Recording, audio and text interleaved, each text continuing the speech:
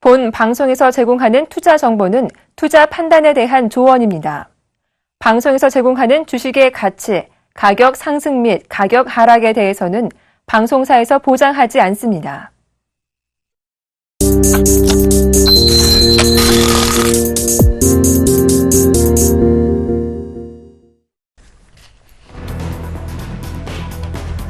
미국 공급관리자협회가 발표하는 1월 서비스업 지수가 전달보다 상승했습니다. 4일 ISM은 1월 서비스 지수가 전달의 56.5%에서 56.7%로 상승했다고 발표했습니다. 이는 전문가 예상치를 웃도는 수준으로 마켓워치 전문가들은 56.5%를 기록할 것으로 예상했습니다. 미국의 민간 부문 고용 건수가 5개월 연속으로 20만 건 이상 증가했습니다. 다만 전달보다는 못했고 전문가들의 예상치에도 미치지 못하는 수준이었습니다. 미국 민간고용조사업체 ADP는 1월 민간 부문 고용이 전달보다 21만 3천 건 증가했다고 발표했습니다. 국제유가가 닷새 만에 하락했습니다. 미국의 원유 재고가 예상보다 크게 늘었다는 소식에 서부 텍사스산 원유는 하루 만에 9% 가까이 추락하며 배럴당 50달러 선이 다시금 무너졌습니다. 이날 미국 뉴욕 상업거래소에서 3월 인도분 서부 텍사스산 원유는 전날보다 8.7% 하락한 배럴당 48.45달러를 기록했습니다. 유럽 중앙은행이 그리스 국채를 대출 담보로 인정하지 않겠다고 밝혔습니다. 4일 오후 ECB는 성명에서 더 이상 그리스 정부의 구제금융 논의가 성공적인 결론으로 이어질 것이라고 가정할 수 없을 것이라며 이같이 밝혔습니다.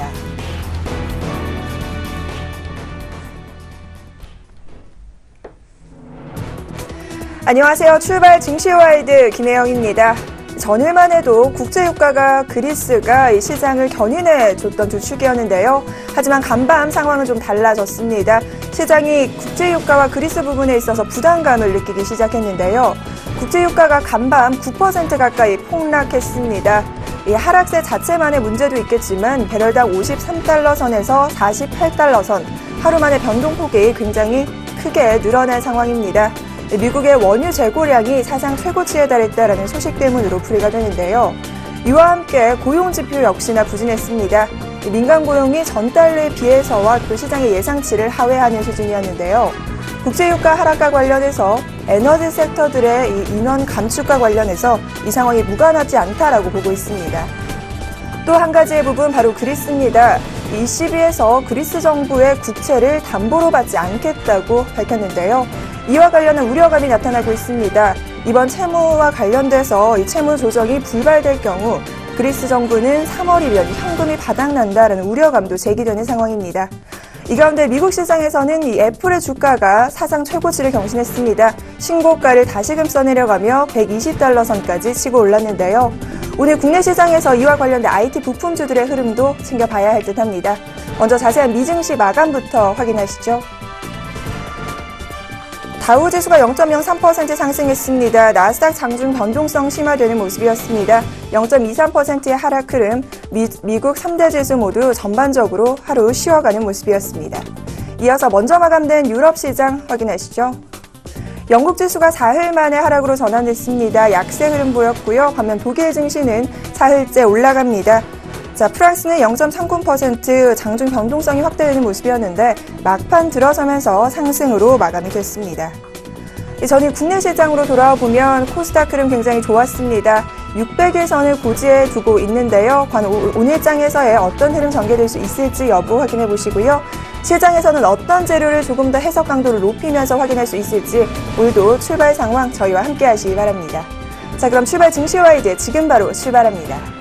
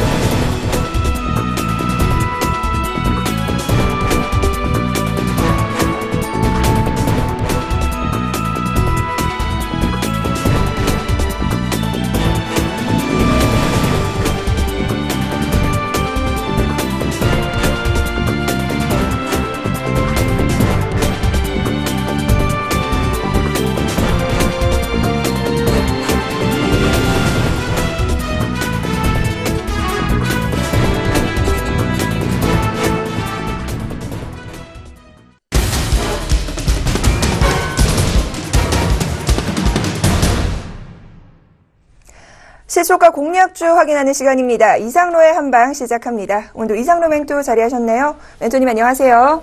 예, 반갑습니다. 네, 반갑습니다.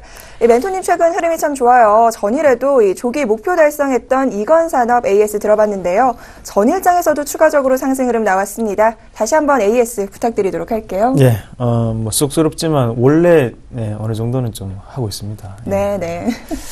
자, 죄송합니다. 이건산업 한번 같이 보도록 하겠습니다. 자, 다시 한번 더 고가 권역까지 올라오는 모습이고, 자, 좋은 모습이에요. 한번 같이 보도록 하겠습니다. 자, 이슈화가 될 수 있는 부분을 제가 말씀을 드렸습니다. 어떤 부분이었냐면, 바로 강화마루에 대한 부분이거든요. 그 말은 무슨 말이냐. 자, 한샘이라든지 아니면 인테리어 관련주들이 주가 흐름 자체가 어때요? 죽지 않고 다시 한번 더 올라오고 있는 상태라는 거죠. 자, 그러면 거기에서 동아기업이라든지 아니면 이건산업 같은 강화마루에 대한 기업들도 추가적인 상승 기조가 좀 더 나타날 수 있다라고 봤던 부분이었고, 아직까지 거기에 대한 뉴스는 나타나지 않았다는 거죠. 그러면 그 뉴스가 조금은 나타날 수 있다라는 기대감으로 우리가 좀 더 보시는 게 맞습니다. 그러면 추가적인 상승이 좀 더 가능하다고 판단을 하는 게 맞고, 10% 조금 안 되는 9.5%의 수익이 남는 상태고, 지금은 눌림목 권역에서 정확하게 우리가 매수를 하는 범위가 포착이 됐습니다. 자, 여기에서 추가적인 상승이 저는 가능하다고 판단을 하고, 목표가를 조금 더 잡아드리면, 자, 이 17,800원, 18,000원대까지는 좀 더 들어가 보시자라는 전략 말씀을 드리도록 하겠습니다. 네, 이건산업 AS 들어봤습니다. 자, 이번에는요, 오늘장 시초가 5% 공략주 확인해 보도록 하죠. 이건산업만큼이나 잘 갈 수 있는 종목 갖고 오셨겠죠? 예, 당연하죠. 뭐 꾸준히 발전되는 모습 보여드려야겠죠. 자, 현대리바트입니다. 현대리바트고, 자, 한샘의 실적이 어제 발표가 됐죠. 한샘이 전년 동기 대비 30%가 또다시 긍정적인 실적 발표를 했습니다. 그렇게 봤을 때, 현대리바트 같은 경우에도 주가는 쉽게 멈추지 않는다고 보시는 게 맞겠고, 우리가 4분기에 가장 걱정했던 부분, 자, 차트 보면서 한번 설명을 드리도록 하겠습니다. 자, 차트 보시면요, 앞서서 이렇게 하락 권역 자체가 나타났던 부분이 바로 이케아의 국내 진출 역량이었죠. 그러고 난 다음 지금 바닥 권역을 다지고 난 다음에 다시 한 번 더 상승 기조에 나타나 있는 반면에 현대리바트 같은 경우에는 범현대가의 B2B 바로 기업 대 기업 간의 물량이 지금 원활하게 증가를 하고 있는 상황입니다. 자, 추가적인 상승이 저는 가능하다고 판단을 하고 공략을 좀 하도록 하겠습니다. 자, 현재 지금 갭하락이 조금 나타날 수 있는 1.96%가 잡혀 있는데요. 상관없습니다. 갭하락만 더욱더 긍정적으로 받아들이셔서 매수를 하면 되시겠고, 갭하락이 안 하더라도 시초가 공략은 하시면 되겠습니다. 자, 매수가는 시초가고요. 1차적인 목표가는 플러스 5%, 그리고 손절가는 하단에 33,750원 말씀을 드리도록 하겠습니다. 네, 오늘장 시초가 5% 공략주 현대리바트 확인해 봤습니다. 자, 이어서요, 무료 강연회 또 준비를 하셨다고 해요. 예, 맞습니다. 자, 일단 2월 7일이죠. 그리고 2월 8일 양일간 있고요. 2월 7일에는 유안타증권 금융센터 구로 지점에서 진행을 합니다. 그래서 구로역 2번 출구 스타팰리스 나오면 곧장 있어요. 거기 4층이고, 자, 2월 8일 NH투자증권 목동 WMC 지점이죠. 오목교역 4번 출구입니다. 4번 출구 오셔가지고 트라팰리스 웨스턴 에비뉴 3층에서 진행을 하니까요. 거기에서 좀 더 보시면 좋겠어요. 오목구역 2번 출구죠. 그거 오시면 되겠습니다. 두 개 다 오후 2시에 진행을 하니까 그때 강연회 때 좀 더 참석을 하시길 바라겠습니다. 네, 최근 이상로 멘토님 종목들의 흐름이 참 좋습니다. 이 수급 주포 찾기 해법 설명해 주신다고 하니까요. 이번 강연회 꼭 참석해 보시기 바랄게요. 자, 지금까지 샘플러스 이상로 멘토와 함께 했습니다. 멘토님 오늘 말씀 고맙습니다. 예, 고맙습니다.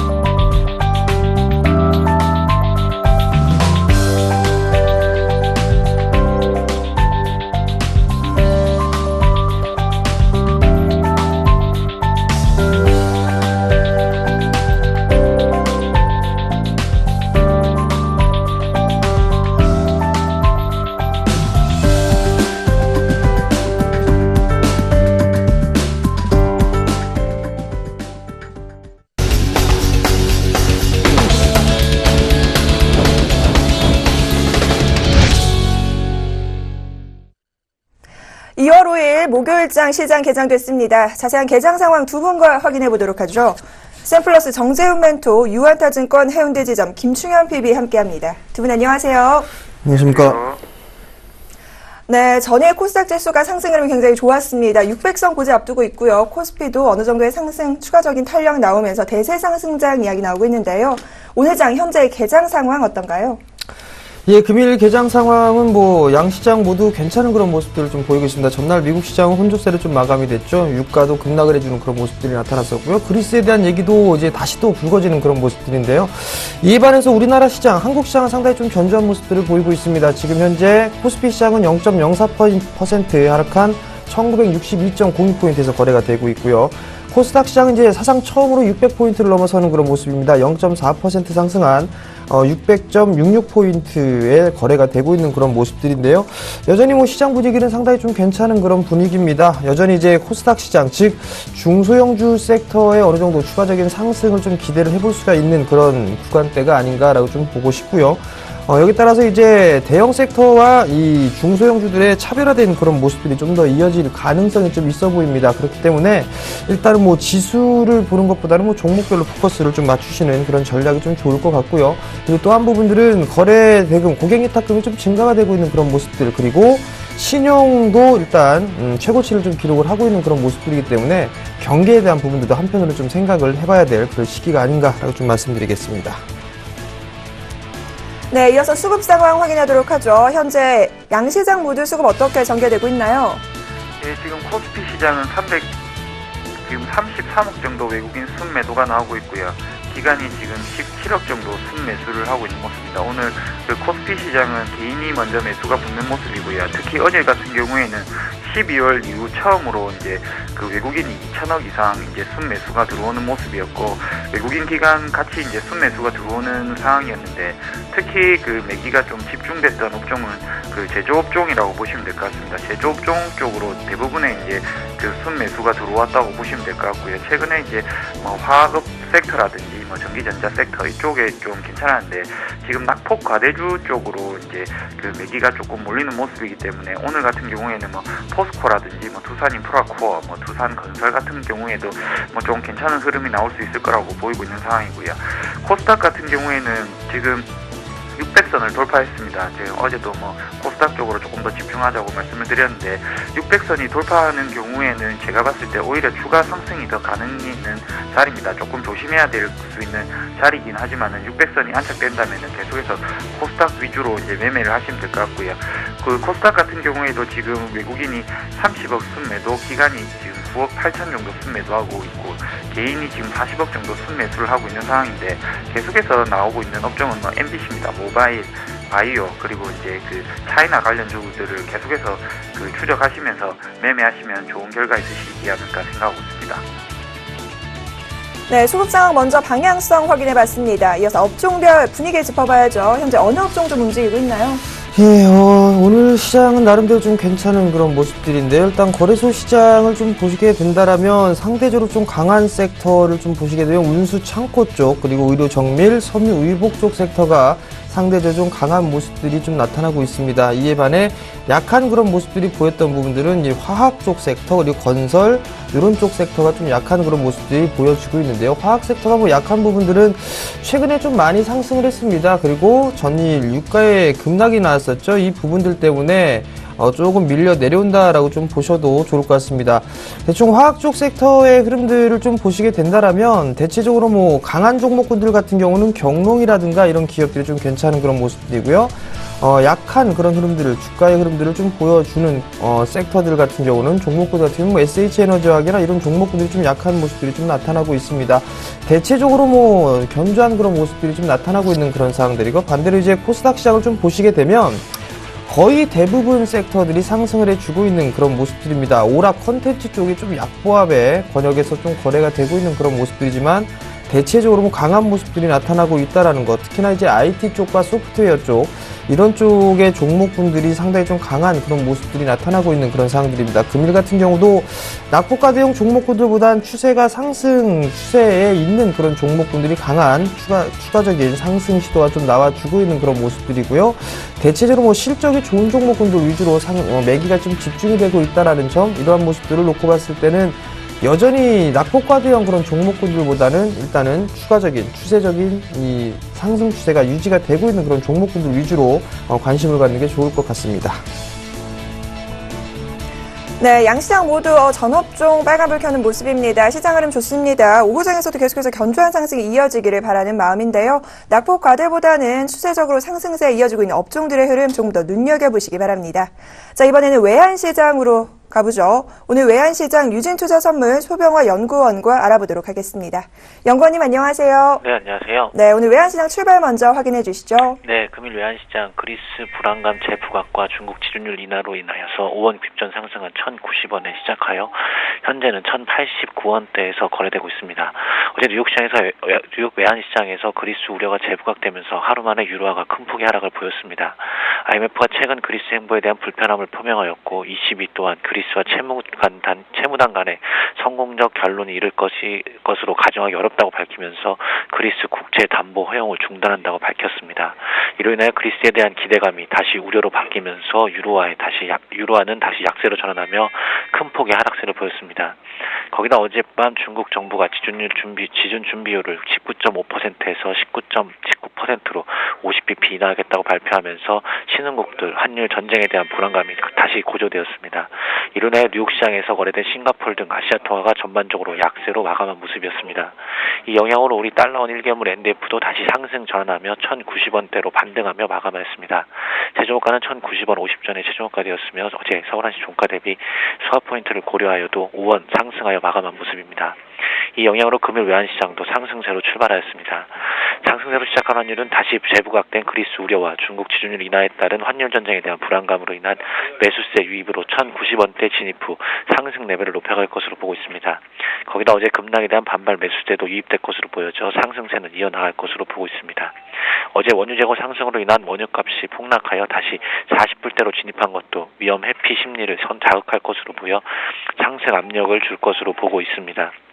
최근 상단을 잘하고 있는 내고도 어느 정도 소진된 것으로 예상되지나 경상수지 흑자 확인으로 공급 부위가 확인된 만큼 내고 유입량에 따라서 상승폭이 결정되는 시장이 될 것으로 예상을 하고 있습니다. 따라 금일 외환시장은 상승세로 재부각으로 인하여서 상승세가 지속될 것으로 예상되는 가운데 예상 레인지는 1,088원에서 1,100원 사이가 될 것으로 예상을 하고 있습니다. 네, 환율시장 동향 확인해 봤습니다. 소병화 연구원님 오늘 말씀 고맙습니다. 네, 감사합니다.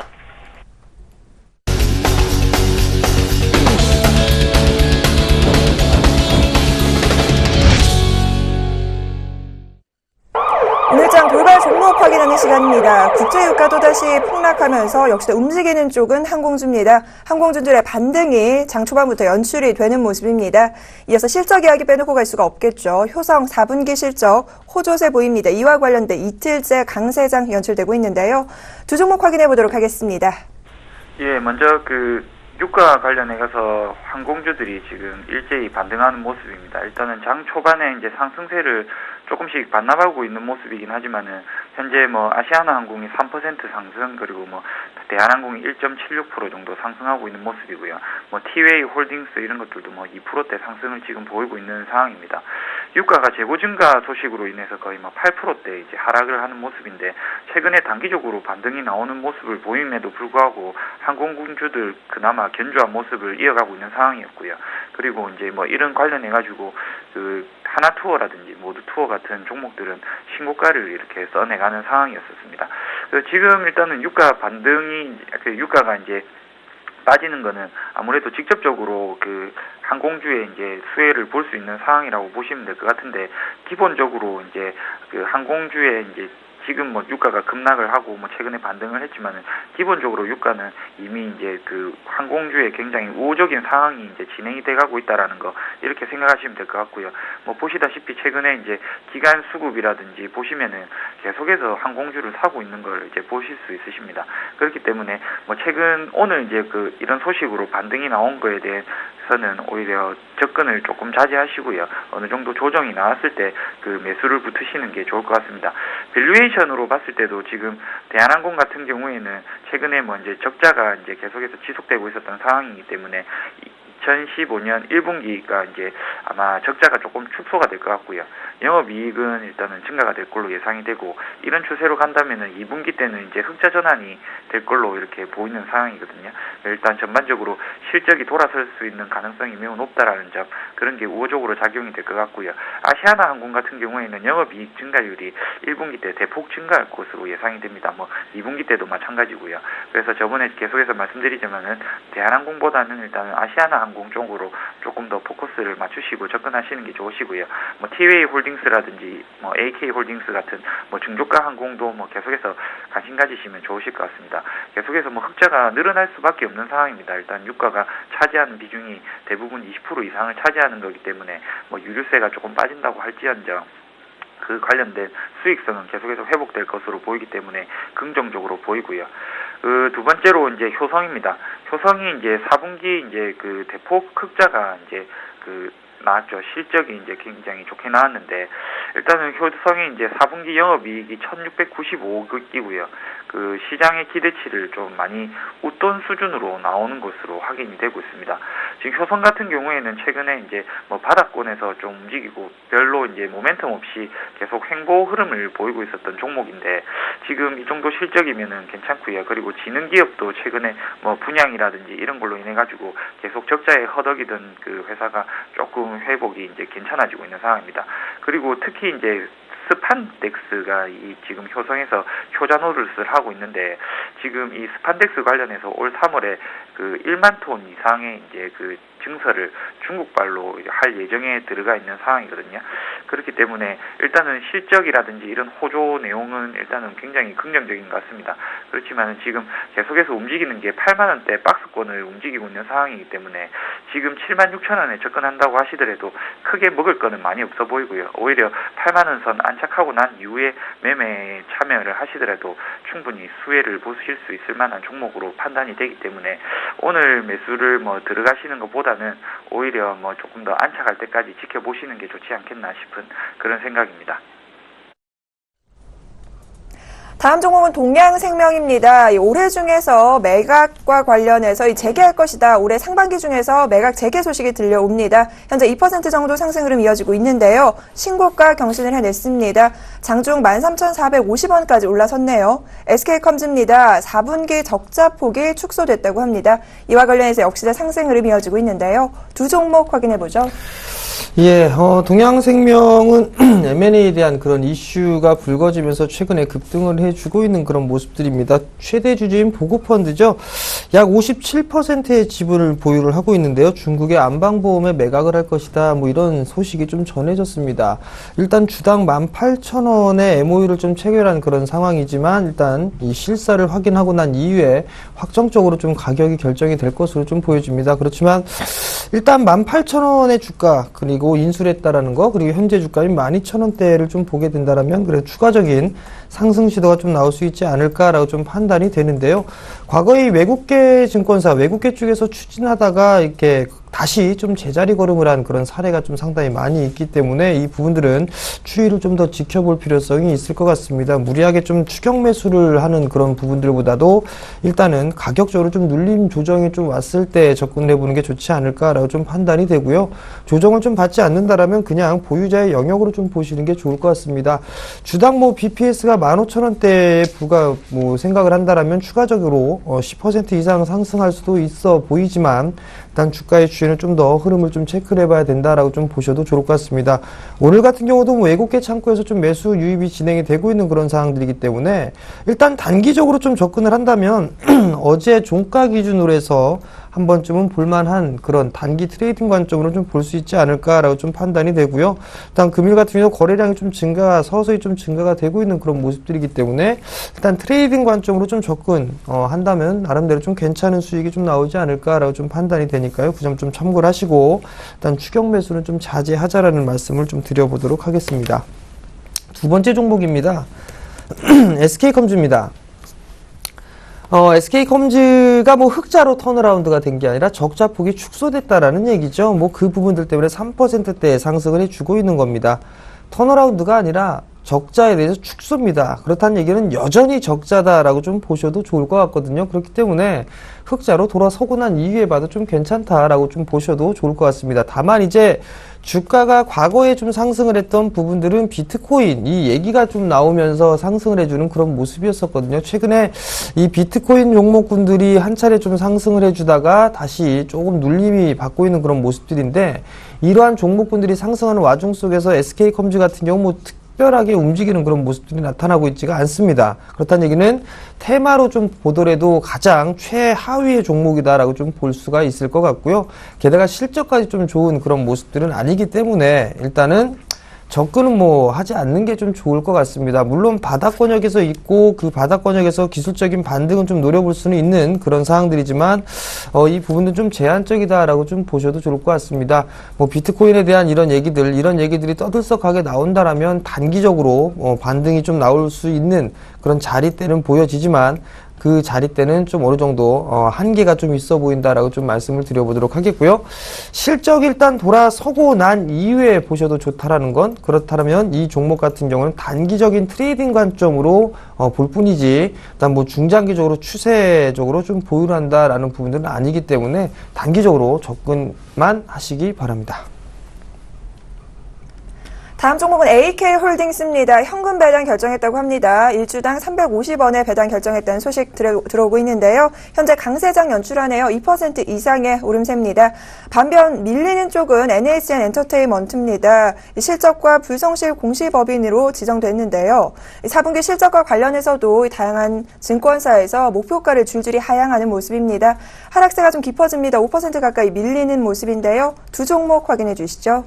예, AK홀딩스입니다. AK홀딩스가 일단은 지금 그 배당이 이제 350원씩 주당 일단 배정이 결정이 됐고요. 일단 그 배경에는 영업이익이 지난해 1,488억으로 전년 대비해서 36% 정도 이제 추가 상승하는 그런 모습을 보였습니다. 그 일단은 이렇게 지금 AK홀딩스가 흑자가 나고 있는 배경에는 그 저가 항공인 제주항공이 일단은 큰 몫을 차지하고 있고요. 그 지금 AK홀딩스가 이제 제주항공을 보유하고 있는 대주주라는 거 아시는 분들은 이제 다 아실 겁니다. 그래서 최근에 주가가 계속해서 오르고 있고, 그리고 저가 항공이 최근에 계속해서 인기였기 때문에 그 관련돼서 이제 나오는 이제 영업이익이 계속해서 증가하는 모습이고, 올해 1분기 때도 뭐 순이익이라든지 영업이익이 전반적으로 늘어날 것으로 그렇게 보입니다. 그리고 지금 그 AK홀딩스 같은 경우에는 PER도 뭐 적당히 뭐 괜찮은 수준이고요. 그리고 지금 ROE도 14% 정도 나오는 뭐 양호한 수준의 이제 영업이익이 나오는 회사라고 보시면 되고요. 그리고 이제 지금 계속해서 뭐 시장 컨센서스를 상회하든지 아니면은 뭐 그거랑 비슷한 수준을 계속해서 이렇게 내고 있다라는 게 굉장히 우호적입니다. 그리고 뭐 1분기 매출액도 이번에 보면은 8,160억, 그리고 영업이익도 560억, 뭐 이렇게 나오는 것 같은데, 뭐 이 관련해서 보유 환경기도 추가적으로 뭐 조금 더 늘릴 예정인 거로 있는 것 같고요. 뭐 이렇게 늘리게 되면은 영업이익이라든지 이런 게 지금 유가가 하락과 맞물려 가지고 계속해서 좋은 추세를 보일 수 있는 그런 환경에 있기는 한 것 같습니다. 그렇지만은 지금 AK홀딩스 같은 경우에는 그 이런 흐름에도 불구하고 지금 주가가 최근에 조금 눌리고 있는데, 그 이유는 일단은 주가가 거의 이제 10만 원 선에 다 왔기 때문에 그렇죠. 이게 주가라는 게 쉽게 이제 그 앞자리를 바꾸는 게 쉽지 않습니다. 그 10만 원 선을 저번에 이제 보면은 1월 30일 날 104,500원을 일단 잠시 뚫어놨었지만은 일단은 안착에 실패를 했고요. 그리고 이제 이게 10만 원 선에 까딱까딱하게 안착을 하는 것보다는 최소한 103,000원 이상으로 안착을 해야 추가 상승 모멘텀이 받을 수 있는 상황이라고 보입니다. 일단은 회사 사업 내용이라든지 이런 거는 전반적으로 굉장히 괜찮은 상황이기 때문에 추가적으로 하락했을 경우에 한 95,000원 정도 오면은 매수해 보시고, 그리고 10만 원 근처에 오시면 일단 매도하시다가 일단 그 이상 돌파하게 되면은 추가 보유하는 그림으로 가시는 게 좋으실 것 같고요. 장기 투자로는 아직까지는 조금 먼저 선뜻 접근하기에는 조금 무리가 있는 종목은 아닌가 생각을 하고 있습니다. 그래서 AK홀딩스 같은 경우에는 추가적으로 조금 더 하락하시면 매수하시는 게 좋을 것 같고요. NH엔터테인먼트입니다.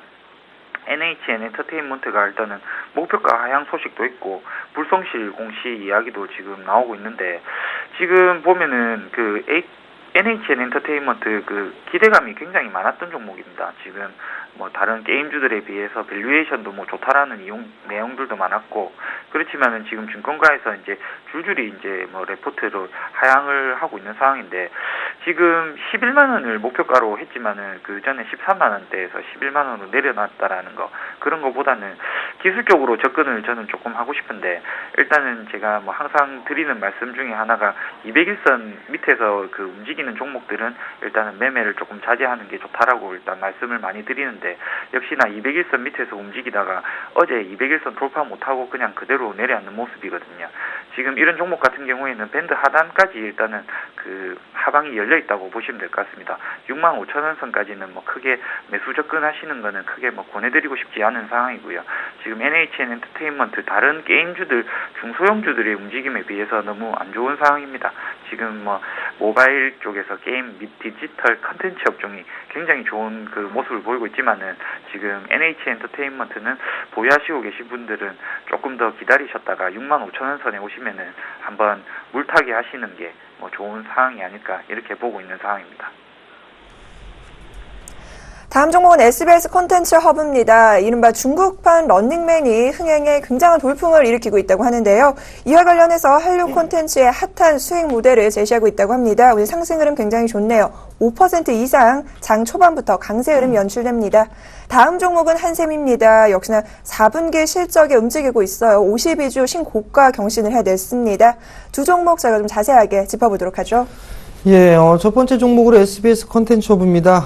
금요일도 5%대의 높은 상승률을 좀 기록을 하면서 현재 거래가 진행이 되고 있는 그런 상황들인데요. 거래량까지 동반되는 그런 모습들이 좀 나타나고 있습니다. 중국 쪽 한류열풍이죠, 여전히. 여기에 따라서 가장 큰 수혜를 좀 받고 있는 게 SBS 콘텐츠 허브가 아닌가라고 좀 판단이 됩니다. 런닝맨을 좀 포함하고 TV나 광고 수익으로만 5천억 이상 벌어들였다라고 하고, SBS 콘텐츠 허브엔 300억에서 500억 정도의 수익이 좀 날 것이다라는 전망들이 있습니다. 이렇다는 얘기는 일단 중국 시장이 좀 상당히 큰 시장이다라고 좀 보셔도 좋을 것 같고요. 여기에 따라서 추가적인 상승 시도는 충분히 좀 나올 수가 있겠으나, 단기적으로 이제 과열권에 좀 진입한 게 아닌가라고 좀 판단이 되고 있습니다. 작년 5월 달부터 12월 달까지 약 7개월 동안 형성돼 있던 고가 권역에서 진입을 해 놓고 있는 그런 상황들이고요. 수급적인 부분들 또한 보게 되면 외국인 쪽과 기관 쪽에서는 여전히 매도가 쏟아지고 있는 그런 모습들입니다. 외국인은 4거래일 연속적으로 좀 매도가 나와주고 있고요. 기관 쪽에는 1월 말일이죠. 28,000주를 제외한 이후엔 1월 중순부터는 지속적으로 매도가 지속이 되고 있는 그런 상황들이기 때문에 어느 정도 손바뀜이 좀 나타나줘야 된다라고 좀 보셔도 좋을 것 같습니다. 그렇다면 지금 자리에서 추격 매수를 하는 것보단 좀 더 기다려 보시는 전략이 좀 좋을 것 같고요. SBS 그룹주들이 나름대로 다 괜찮습니다. SBS 컨텐츠 허브도 상당히 좀 괜찮은 그런 주가 흐름들을 좀 보여주고 있는 그런 상황들이고요. SBS 미디어 홀딩스도 나름대로 괜찮은 주가의 흐름들을 좀 보여주고 있습니다. 즉, 이 SBS 그룹주들 자체적으로도 봤을 때 어느 정도 추가적인 상승 시도는 좀 충분히 나올 수가 있는데요. 중국판 이 한류에 대한 그런 부분들이 아니라 이제 광고 총량제에 대한 그런 부분들도 있을 겁니다. 여기에 따라서 이 SBS 그룹주들이 그나마 가장 큰 수혜를 좀 받지 않을까라고 좀 판단이 되고 있기 때문에 이들 기업들은 단기적인 흐름들보다는 중장기적인 흐름들로 접근을 해야 된다라는 거, 그 점을 생각을 하시고요.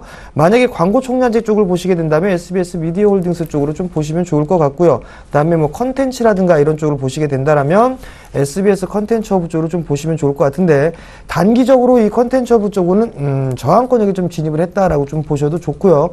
단기적으로는 좀 눌림목을 좀 기다리시는 그런 전략을 권해드리도록 하겠습니다. 두 번째 종목입니다. 한샘이죠. 한샘이 참 크게 상승을 했습니다. 과거에 뭐 만원대 주가가 16만원대를 넘어서는 그런 모습들이 나타났습니다. 바로 이제 실적이 좋아졌기 때문이죠. 실적이 좀 좋아져 있는 그런 부분들은 정부 정책적인 부분들이 좀 상당히 많습니다.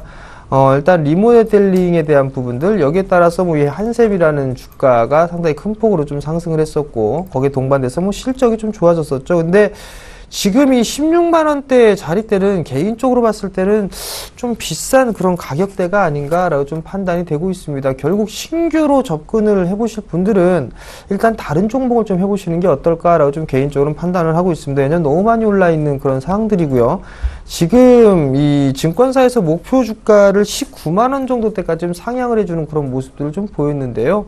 일단 보유자의 영역이 아닌가라고 좀 판단이 되고, 만약에 접근을 하시게 된다면 21선을 좀 기준으로 접근을 해보시는 게 어떨까라고 좀 판단이 됩니다.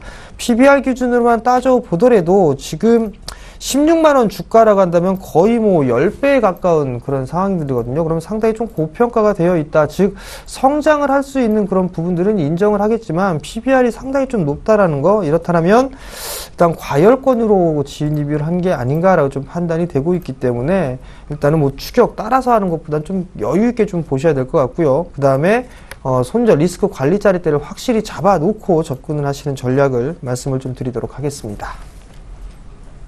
네, 이렇게 해서 오늘장 돌발 종목 확인했습니다. 이어서 투자 포인트 잡고 가야죠. 오늘장 전략 어떻게 세워볼까요? 제가 오늘 준비한 거는 그 스펙주들을 조금 주목하라고 일단은 말씀드리고 싶습니다. 오늘 뭐 움직임이 뭐 어떻게 나올지는 모르겠지만은 스펙에 대해서 아시는 분들은 많이 아실 겁니다. 어제 제가 장중에 이제 조금 빠지고 있었던 콜마 B&H로 이제 말씀을 드렸는데, 그게 원래는 미래에셋 제2호 스펙이 이제 변경 상장이 됐던 종목이라고 보시면 될 것 같습니다. 이 스펙이라는 거는 지금 상장가가 뭐 거의 2,000원대에 상장이 되는데, 일단은 2,000원까지는 대충 그 보호를 해줍니다. 이게 이제 뭐 대부분은 예수금으로 이제 넣어놓고 인수합병을 목적으로 하는 회사들이라고 보시면 되거든요. 그래서 지금 시장이 보면은 그 코스닥 중심으로 굉장히 핫한 시장이 형성이 되고 있는 상황입니다. 특히 이제 MBC 몇 번 말씀드렸지만은 그쪽 관련돼 있는 업체들이 아직까지 숨어 있는 업체들이 많거든요. 이 회사들이 대충 이제 그런 회사들을 찾아가지고 이제 인수합병 후 상장을 시키는 그런 구조라고 보시면 될 것 같고요. 만약에 좋은 회사를 상장시키게 된다면은 미래에셋, 유오스펙 같이 업사이드가 많이 열리는 그런 이제 경우가 많이 생깁니다.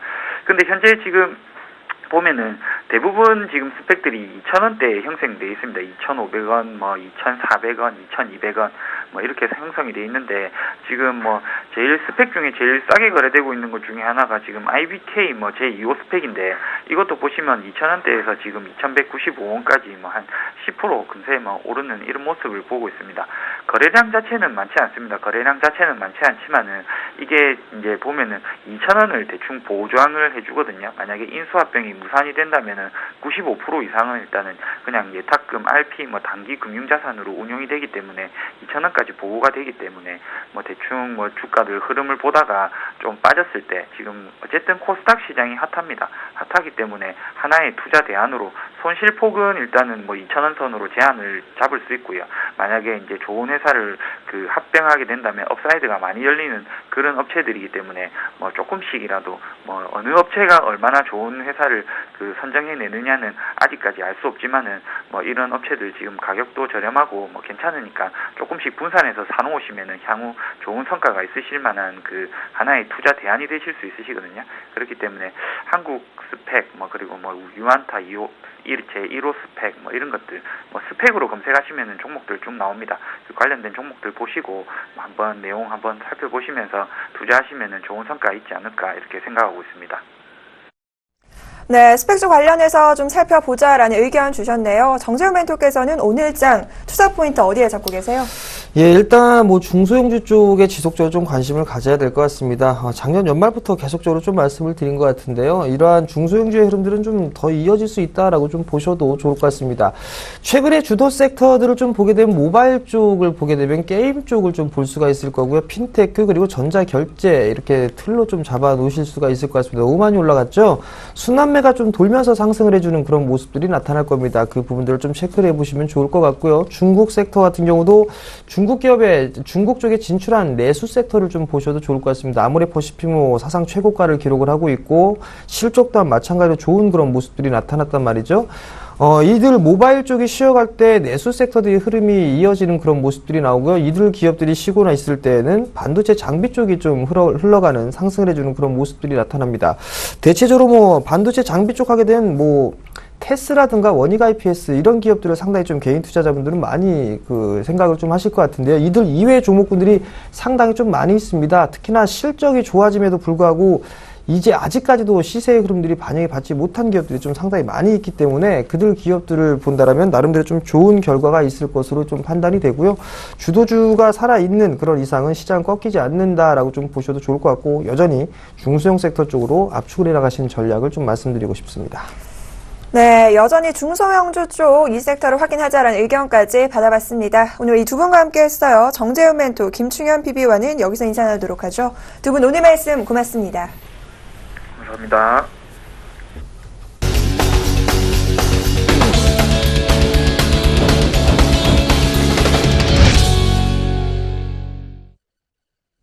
네, 현재 시장 상황 어느 정도의 구간 이어지고 있는지 확인해 보시도록 하죠. 먼저 코스피입니다.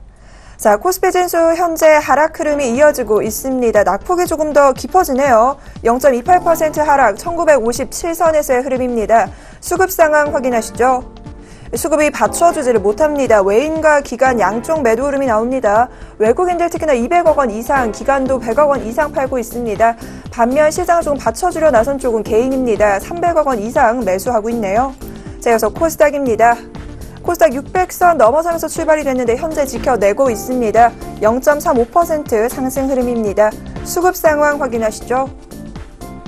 코스피 시장과 마찬가지입니다. 기관과 외국인 양쪽 모두 수급을 받쳐주지 못합니다. 외국인들 매도세 좀 늘어나네요. 87억 원, 기관이 24억 원입니다. 지금 현재 시장 받치고 있는 쪽은 개인입니다. 100억 원 이상의 매수 우입니다. 조금 더 자세한 투자 전략 필요해 보입니다. 5인의 투자 전략 확인하시죠. 최희승 차장입니다. 상승장을 즐겨라. 코스닥 600포인트 안착 여부 확인하자라는 의견 주셨고요. 정영훈 팀장입니다. 중국 지준율 인하 이 재료가 국내 증시에는 우호적인 투심으로 작용할 수 있을 것이다라는 의견 주셨네요. 김일환 연구원입니다. 역시나 코스닥 600포인트 돌파 이 비중 조절이 필요하다. 오히려 대형주 쪽으로 관심을 갖자라는 의견 주셨습니다. 김현겸 주식팀장입니다. 원화 강세 수혜주를 찾자 관심이 필요하다라는 의견 주셨네요. 안상현 대리입니다. 코스닥 600포인트 돌파 추세 추경 매수 자제하자 전반적으로 코스닥 시장 600포인트와 관련된 이야기 나오는 모습입니다. 오늘장 투자 전략 조금 더 자세하게 짚어보겠습니다. 오늘은 동부증권 용산지점 김현겸 주식팀장과 함께합니다. 팀장님 안녕하세요. 예, 안녕하세요. 네, 오늘장 시장 전략 어떻게 세우고 계십니까? 예, 오늘 미국 시장이 혼조세로 마감을 했습니다. 장 막판에 그리스에서 안 좋은 이야기가 나왔죠. 이런 시장의 영향이 우리 시장에도 영향을 주는 그런 상황으로 판단이 됩니다. 오늘 WTI 국제 유가는 8% 이상 다시 급락이 나오면서 유가 관련 주식들이 하락을 하고 있고요. 또한 중국의 지준율 인하 0.5%, 20%에서 19.5%로 인하한 것들, 이런 것들은 중국 관련, 중국 기업들에게 오히려 호재가 되고 있는 그런 모습으로 시장이 지금 아직 좀 장 초반 방향성을 좀 찾지 못하고 있는 그런 모습을 보이고 있습니다. 오늘 지금 대형주에서는 은행 주식들의 하락폭이 가장 큰데요. 이것은 아무래도 그리스의 영향이 있는 것이 아닌가 생각이 되고요.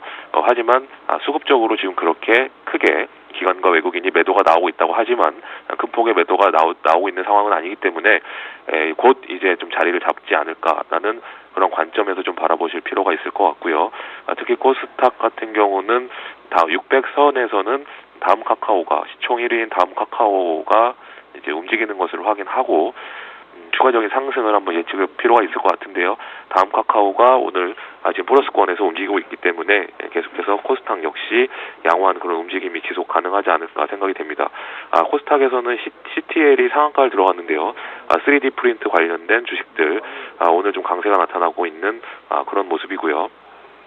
대형주에서는 제가 원화 강세 소외주에 관심을 갖자라고 말씀을 드렸는데요. 최근에 원화가 1,100원을 돌파한 이후에 원화 역시 최근에 급등락을 반복을 하고 있는데 이제 설날을 앞두고 또한 중국 춘절을 앞두고 국내 내수 관련 주식들 계속해서 좀 모멘텀이 살아있지 않을까라는 관점에서 내수 관련 주식들을 계속해서 관심 있게 보자. 이런 내수주는 아무래도 코스닥까지 범위를 좀 확장시키면서 대응할 필요가 있을 것 같습니다. 네, 내수주 쪽 원화 강세 수혜주를 찾자라고 하셨네요. 자, 오늘 말씀 잘 들었습니다. 김현경 주식팀장님 고맙습니다. 네, 감사합니다.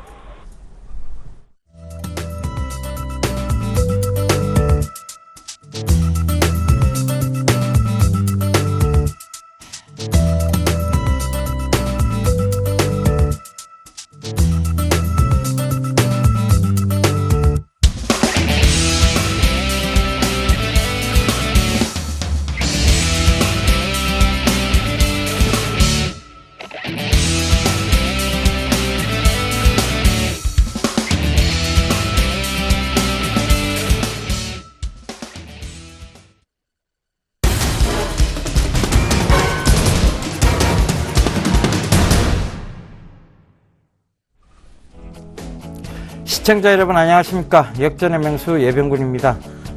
시장이요 또 오늘 출렁거림이 좀 있습니다. 그런데 코스닥이 드디어 600선을 넘어섰습니다. 제가 분명히 말씀드렸죠.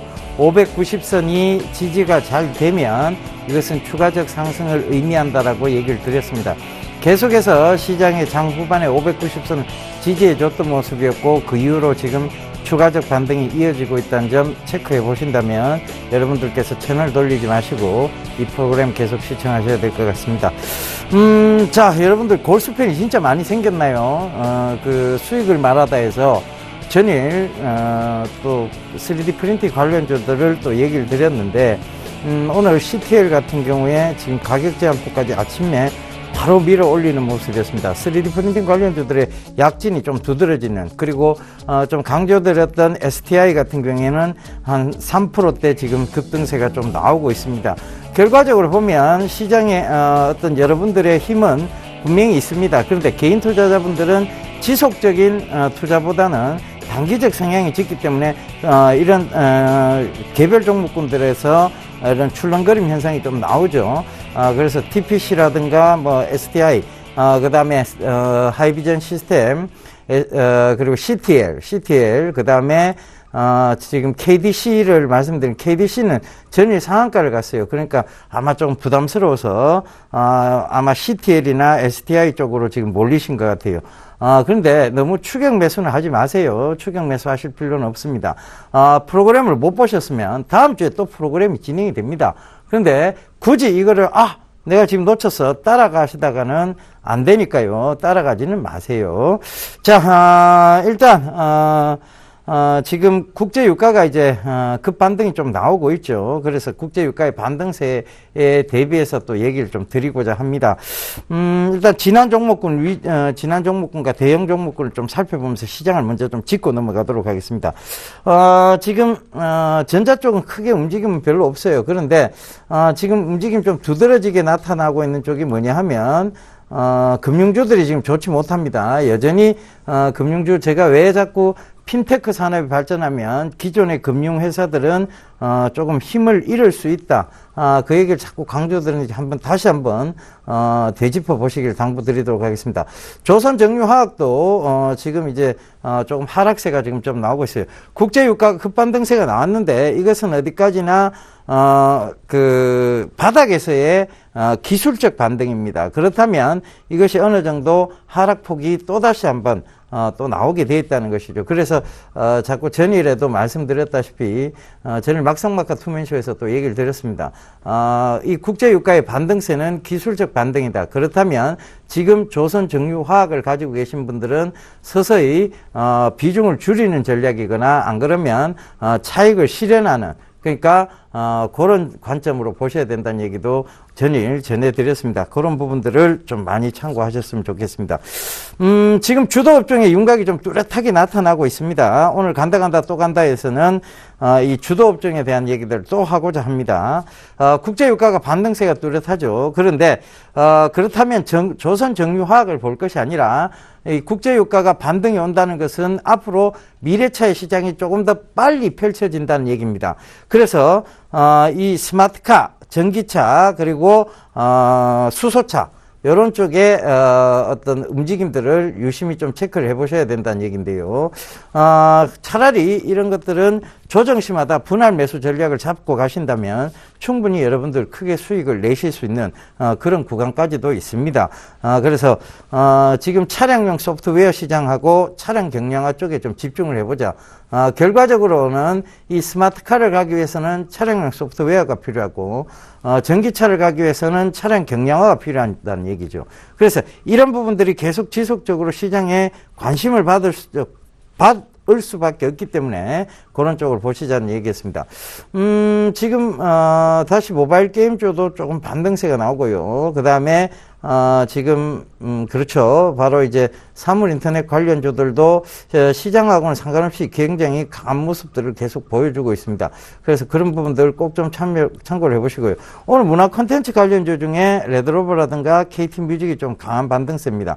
그리고 인성정보가 연이틀 지금 급등이 좀 나오고 있죠. 결과적으로 뭐냐면 실적은 좋지 않았습니다만 앞으로의 기대감이 분명히 부과가 될 것이라는 거 계속 강조를 드렸으니까 이런 종목군들 쉽게 손절하시는 거 아니에요. 제가 손절할 종목이면 아예 안 잡으면 된다라고 얘기를 드렸습니다. 굳이 종목도 많은데 굳이 손절할 거라면 뭐하러 그 종목의 성장성을 계속 얘기를 하고 그 회사의 앞으로의 미래 가치를 자꾸 얘기를 논하겠습니까? 그죠? 미래 가치를 논하고 있는데 그게 손절선이 있다는 것 자체가 웃기는 것이라고 저는 보여집니다. 그래서 그 부분도 꼭 좀 참고를 해보시고요. 물론 회사적으로 보면 개인적으로 좀 안 좋게 나타나는 데도 분명히 있을 거예요. 그렇지만 그것은 회사 내부적 사정에 대한 부분이 아니라 대외적 이 주식시장의 대외적 변수가 얼마나 많습니까? 그죠? 그런 부분에도 기인을 해보시면 좋겠습니다. 자, IT 쪽하고 전체적으로 보면 지금 코스피 시장이 조금 약세로 돌아서니까 코스닥도 다시 600선을 조금 내주는 모습입니다. 그러니까 윗꼬리를 좀 달고 있다는 얘기죠. 그래서 그 부분 좀 참고를 해보셨으면 좋겠는데, 윗꼬리를 단다는 얘기는 뭐냐면 지금 시장이 약하다는 것이 아니라 아직은 시장의 변동성이 있다는 얘기예요. 그래서 너무 추격 매수하지 마시라는 얘기도, 변동성이 있을 때는 그것이 올라갔다가 조정 들어오는 시점에 여러분들께서 분할 매수하시는 전략이 맞다는 것입니다. 자, 그런 부분들 계속 참고해 보시고요. 자, 오늘 전체적으로 보면 시장이 크게 뭐 변동성이 뚜렷한 것은 결과적으로 전일 수익을 말하다 시간에 말씀드렸던 3D 프린팅주들만 조금 굉장히 강한 모습들을 보이고 있는 반면에 지금 전체적인 시장에 보면 약세들이 좀 나타나고 있습니다. 테마 관련주 중에 디지털 조선이 좀 심하게 움직이네요. 아마 김무성 의원과 관련된 부분인 것 같습니다. 결과적으로 이런 테마들이 또 집중이 되고 있다. 이것은 개인 투자자들이 지금 많이 코스닥 시장으로 몰리고 있다는 것을 또 의미하기도 합니다. 그렇게 몰리는 것은 결과적으로 한 번에 또 출렁거림이 머지 않았다. 이렇게도 좀 받아들일 수 있겠습니다. 그 출렁거리면 분명히 이유를 댑니다. 명백한 이유가 나오고 난 다음에 출렁거리면 나오겠죠. 그래서 그 명백한 이유가 나오기 전까지는, 그러니까 우리가 시장에서 늘 이유를 핑계 삼아 급락세를 만들어내죠. 그 이유가 나오기 전까지는 반드시 시장을 조금은 낙관적이고 낙관적인 전략을 계속 유지하시는 게 맞다는 얘기입니다. 자, 이런 자세한 얘기들을요, 또 요 방송을 마치고 공개 방송을 통해서 여러분들께 또 얘기를 드리고 있습니다. 오늘도 신문 강좌를 진행을 하는데요. 전일도 신문 강좌에서 중요하게 다루었던 부분들, 지금 시장에서 여전히 좀 좋은 모습들을 보이고 있습니다. 신문 강좌에서 늘 좀 강조되었고 얘기가 많이 나왔던 종목군들 위주로 지금 뚜렷한 매수세가 몰리고 있다는 거. 그러니까 3D 프린팅도 한참 많이 얘기를 했어요. 그러니까 지금 이쪽에서 관심이 많아지고 있기 때문에 이런 기사들이 여러분들에게 자꾸 접하게 되는 기사들이다라는 얘기도 드렸으니까요. 금일도 여러분들 빠짐없이 신문 강좌에 접속하셔서 좋은 얘기들 듣고 가셨으면 좋겠습니다. www.sentv.co.kr로 접속을 하시면요, 이렇게 호랑말코처럼 생긴 놈이 있습니다. 그쪽으로 딱 클릭을 하시면 바로 예병군하고 소통의 공간을 가지게 됩니다. 여러분들 들어오셔서 얘기들 많이 하시고요. 또 마음껏 웃으시고, 주식시장에서 뭐 우리가 건강하게 하려고 주식하는 거잖아요. 그죠? 마음껏 웃으실 수 있도록 제가 또 웃겨드립니다. 개그맨은 아니지만 웃겨드리기까지 하니까 여러분들 많이들 참석하셔서 좋은 얘기들 듣고 가셨으면 좋겠습니다.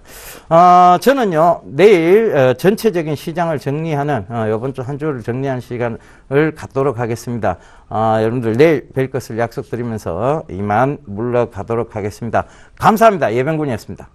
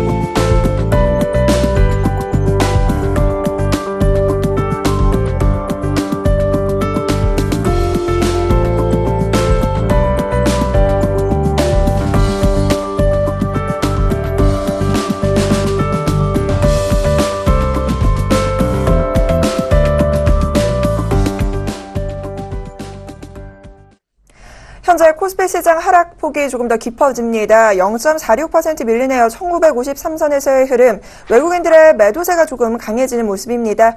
이어서 코스닥 시장입니다. 아직까지 빨간불 켜고 있지만 600선은 깨졌습니다. 599선에서의 흐름입니다. 역시나 개인 혼자 나홀로 매수 흐름 이어지고요. 코스피 쪽에서는 은행, 금융주가 좀 강하게 밀립니다. 은행주가 벌써 2% 이상 밀리는 모습입니다. 반면 코스닥에서는 섬유, 의류, 종이, 또한 이 방송 서비스 흐름 현재 좋은 모습이네요. 자, 저희가 준비한 소식 여기까지입니다. 글로벌 시장에서 긍정적인 모멘텀 찾기가 참 힘든데 내부 시장에서 갈만한 종목과 섹터 찾는 분들이라면 잠시 후 이어지는 서울경제TV와 계속해서 함께 하시기 바랍니다. 저희는 내일 이 시간 인사드리도록 하죠. 함께해 주신 여러분 고맙습니다.